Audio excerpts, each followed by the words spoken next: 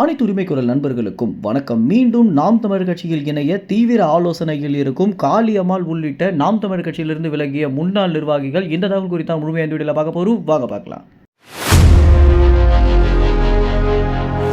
கடந்த காலங்களில் நாம் தமிழர் கட்சியில் பயணித்த கல்யாண சுந்தரம், ராஜீவ்காந்தி, ஜெகதீச பாண்டியன், காளியம்மாள் இவங்க அனைவருமே பார்த்தீங்கன்னா பணத்திற்காகவும் பதவிக்காகவும் நாம் தமிழர் கட்சியிலிருந்து விலகிட்டாங்க அப்படின்னு நம்ம அனைவருக்குமே தெரிஞ்சிருக்கோம். இதுல காளியம்மாள் மட்டும்தான் பதவிக்காக போனாங்களா இல்ல பணத்திற்காக போனாங்களா அல்லது சீமான் திட்டாருன்னு போனாங்களா அப்படின்ற ஒரு விவரம் தெரியாம இருந்துட்டு இருக்கு. ஆனா மீதி இருக்கக்கூடிய மூவருமே பார்த்தீங்கன்னா பணத்திற்காகவும் பதவிக்காகவும் தான் போயிட்டாங்க அப்படின்றதுல எந்தவித மாற்று கருத்துமே இல்லை அப்படின்னு சொல்லலாம். குறிப்பாக ராஜீவ்காந்தி, கல்யாண சுந்தரம் இவங்க இருவருமே பார்த்தீங்கன்னா யார் அதிக விமர்சிச்சாங்களோ அவங்க கட்சியிலே போய் இணைந்தது அப்படின்றது ஒரு பெரிய அசிங்கத்தை உண்டு பண்ணிருந்துச்சு அப்படின்னே சொல்லலாம். இதுல நம்ம முதல்ல ராஜீவ்காந்தியை பத்தி பார்க்கலாம். இவர் நாம் தமிழர் கட்சியை நல்லா பயன்படுத்திக்கிட்டு தன்னுடைய முகம் பிரபலமான அடுத்த நொடியே திமுகல போய் இணைந்திருந்தாரு. இவருக்கு மாணவர் அணி உட்பட்ட ஒரு சில பொறுப்புகளை கொடுத்திருந்தாங்க.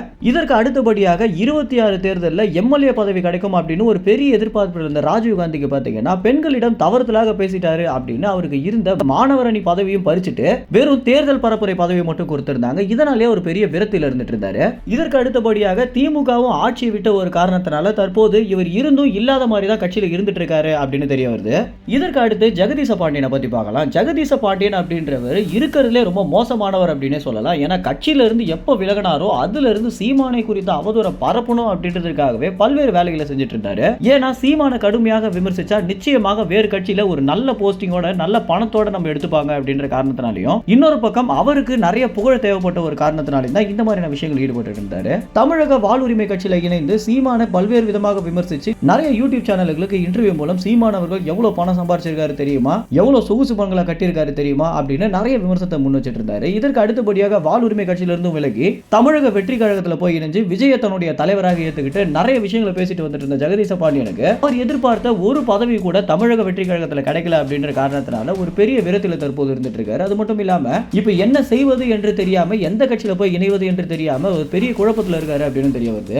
அடுத்து நாம் தமிழர் கட்சியிலிருந்து விலகி அதிமுகல போய் இணைந்த கல்யாண சுந்தரத்தை பத்தி பார்க்கலாம். இவர் பாத்தீங்கன்னா ஊடக பிரிவில் அதிமுகல இருந்துட்டு இருந்தாலும் பல்வேறு இடங்கள்ல அவருக்கு இருந்த அரசியல் அறிவையும் சரி அரசியல் ஆற்றலையும் சரி வெளியே கொண்டு வரவே முடியல அப்படின்னு ஒரு பெரிய அதிருப்தி அவருக்கு பல இடங்கள்ல இருந்துச்சு அப்படின்றது தெரிய வருது. அது மட்டும் இல்லாம இப்போ அதிமுக களத்திலேயே இல்லாம போன ஒரு காரணத்தினால தன்னுடைய அரசியல் வாழ்க்கையே ஒரு பெரிய பாதிப்புக்குள்ளாகி இருக்கு அப்படின்றத உணர்ந்து கல்யாண சுந்தரம் ஒரு பெரிய குழப்பத்தில் இருக்காரு அப்படின்னு தெரிய வந்திருக்கு. இறுதியாக வெளியேறியவங்க தான் காளியம்மாள். இவங்க கட்சியில இருந்து ஏன் விலகினாங்க அப்படின்னு ஒரு சரியான காரணம் இப்ப வரைக்கும் தெரியல அப்படின்னே சொல்லலாம். ஏன்னா காளியம்மாள் சீமானுக்கு தெரியாம அவங்களுடைய முகம் பிரபலமாகணும் அப்படின்னு பண்ணிய ஒரு சில விஷயங்கள்னால ரொம்பவே கோபமான இந்த சீமானவர்கள் ஒரு சில வார்த்தைகளை திட்டினது மட்டும் இல்லாம கட்சியை வளர்க்கறதுல குறியாக இருந்தா போதும் அப்படின்ற ஒரு எச்சரிக்கை கொடுத்திருந்தார். இதற்கு அடுத்தபடியாக தனக்கு இருந்த ஒரு பிரஸ்டீஜின் காரணமாக காளியம்மாள் விலகிட்டாங்க அப்படின்றது நமக்கு நம்பிக்கையான வட்டாரங்கள்ல இருந்து வரக்கூடிய தகவலாக இருக்கு. எது எப்படியாக இருந்தாலும் அதிமுக கட்சியில இணைந்த பிறகு தற்போது அதிமுக கூடாரமே காலி ஆயிடுச்சு அப்படின்ற காரணத்தினாலையும் அடுத்து என்ன செய்வது, எப்படி நம்ம அரசியல் பண்ணுவது அப்படின்ற ஒரு பெரிய குழப்பத்துல தான் காளியம்மாள் உள்ளிட்ட இந்த மூவருமே இருந்துட்டு இருக்காங்க. இதற்கு அடுத்தபடியாக இவங்க 4 பேருமே பாத்தீங்கன்னா நம்பிக்கையான ஒரு சில வட்டாரங்கள் என்ன சொல்லியிருக்காங்க அப்படின்னா அண்ணன் மீண்டும் கட்சியில இணைந்தா சேர்த்துப்பாரா, பதவி கொடுப்பாரா அப்படின்ற ஒரு கேள்வி கேட்கறாங்க அப்படின்னும் அடுத்து இவங்க எந்த கட்சியில இணைந்தாலுமே ஜொலிக்க முடியாது அப்படின்ற காரணத்தினால மீண்டும் நாம் தமிழர் கட்சியிலே இணைவது குறித்த ஒரு தீவிர ஆலோசனையில் இருக்காங்க அப்படின்றது தெரிய வருது. எது எப்படியாக இருந்தாலும் மறப்போம் மன்னிப்போம் அப்படின்ற ஒரு வாக்கியம் இவங்க 4 பேருக்குமே செட் ஆகாது அப்படின்றதா உண்மையாக இருக்கு. உண்மையை சொல்லணும் அப்படின்னா நாம் தமிழர் கட்சியில் இருக்கக்கூடிய ஒரு சில நிர்வாகிகள் காளியம்மாள் மட்டும் வந்தா போதும், மிச்சம் இருக்கக்கூடிய மூவருமே வரவே கூடாது, அவனுங்களை சேர்த்துக்கவே கூடாது அப்படின்றதுல ரொம்பவே உறுதியாக இருந்துட்டு இருக்காங்க. இந்த 4 பேர்ல யாரு நாம் தமிழர் கட்சியில் இணைந்தா நல்லா இருக்கும் அப்படின்னும் யாரை சீமான் சேர்த்துக்கிட்டா நல்லா இருக்கும் அப்படின்னு நீங்க நினைக்கிறீங்களோ அது உங்க கமெண்ட்ஸ்ல தெரிவிங்க. நன்றி, வணக்கம்.